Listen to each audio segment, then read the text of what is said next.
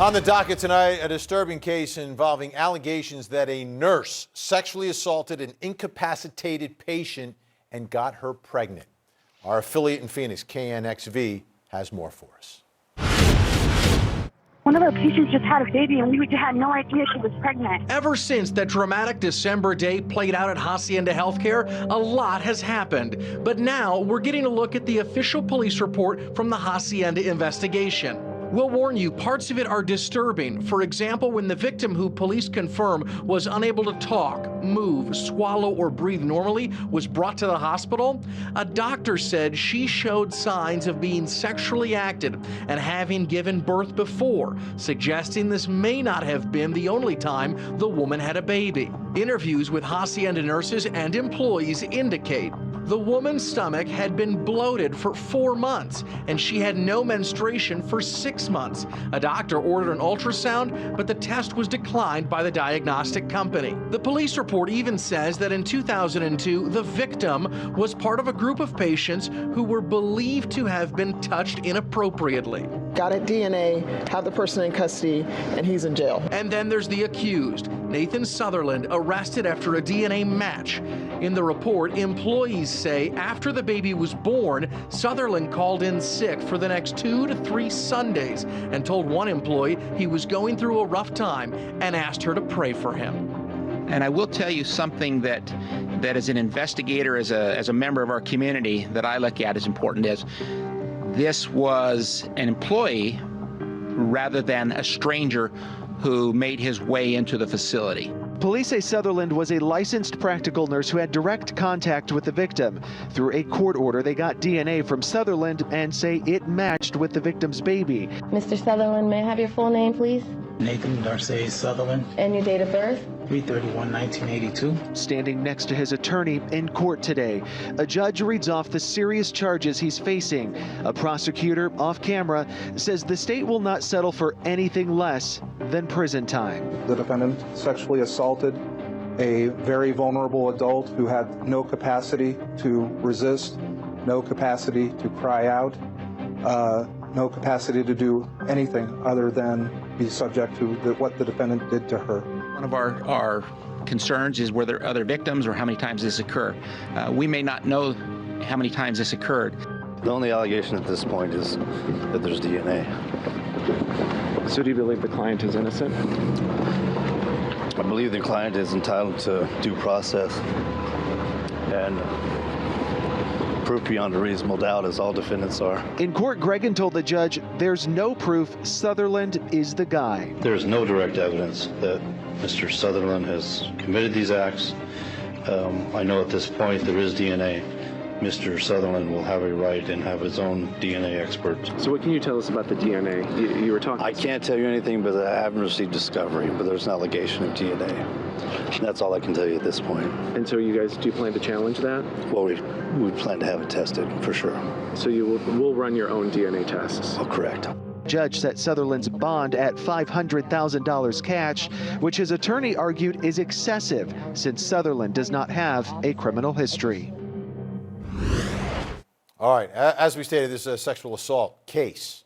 So there is a victim. That victim is alive, but let's talk a little bit more about her. Here's some information that we have at this point. 29-year-old Native American woman, intellectually disabled for nearly a decade, not in a coma or vegetative state as previously reported by some news outlets. So a very sympathetic and unique victim here, but the question I have is what role will she play during the course of this trial? Let's bring in someone who can answer that question for us. Joining us from Phoenix, Arizona, the attorney who represented Jodi Arias and hates her more than you do, Kirk Nurmi, back with us. Kirk, great to see you. Vinny, great to see you. Happy New Year, my friend. Happy New Year. This case is very difficult, but you have you think about who the victim is here. Someone who was incapacitated, the most vulnerable type of victim. But as we move this into a courtroom, what role in this trial will the victim play? You know, obviously she's a very sympathetic victim, and I think prosecutors are going to play on that. Some of those aspects of her limited no communicative ability, limited ambulatory abilities. But I think ultimately this is going to come down to DNA, because what we're talking about here is the baby and the connection to the baby, to the defendant, and as well as the victim. Well, let me ask you, does the jury ever get to see her? Should the jury get to see her? She is the victim here. Well, that's a great and interesting question, Vinny. But I don't know that she would be able to provide anything to the jury. Maybe the prosecutors will try to get a videotape that demonstrates her state, but I don't necessarily know that they need to do that. I don't know that if, and I happen to work with the prosecutor who's doing this case, and I think he's pretty straightforward, and I think he is the type that's going to focus on the DNA and maybe have some medical experts talk about her condition and her physical condition as a way to bringing that emotion into the courtroom without actually bringing her physically into the room. Yeah, and I understand it would bring a level of emotion, but ultimately it's what the case is about. It's about what happened to this woman. And for me, as a former prosecutor, I don't know how I would necessarily try this case, but I would think very deeply about, okay, I want the truth, and I want the jury to understand the truth, and I want the jury to understand what happened and who it happened to. I mean, from my perspective, I almost feel like in our system of justice that the jury should know who she is.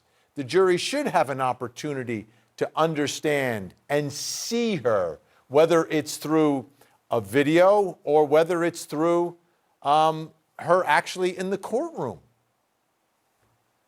Yeah, I mean, from a medical standpoint, we don't know what that would mean or what that would do to her. I imagine, especially when we're talking about a trial in the COVID era, that the alternative, if I was the prosecutor, would be some sort of videotape or some sort of description, maybe from her family, maybe from other nurses, that sort of thing. But I think in this instance, this might be one of those rare exceptions where we don't hear as much from the victim as a prosecutor might like, because it's just not feasible. And I think the elements of what she went through and her condition are enough to convey the emotion with perhaps some video to make her a part of it. How about the baby? The baby, as you mentioned, it's amazing. A baby is a piece of evidence, but a baby is much, much more. We understand that. Should this jury see the baby? Yeah, Vinny, that's another tough question. I'm hitting you with some tough ones tonight, Kirk. Now 2 years old. You're talking about bringing a 2-year-old into the courtroom. Now, obviously, a 2-year-old can't testify. We know that.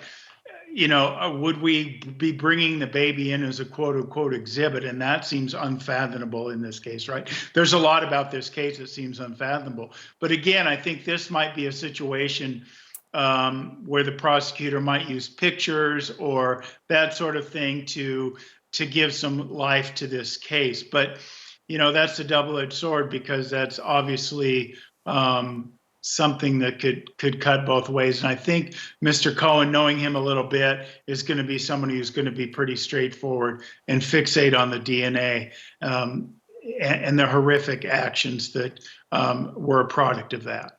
Yeah, I guess I'm just a different type of prosecutor. And the reason I bring it all up, again, is just to make sure the jury fully understands what happened here. And I think you can do it through images, though, rather than bringing them in the courtroom.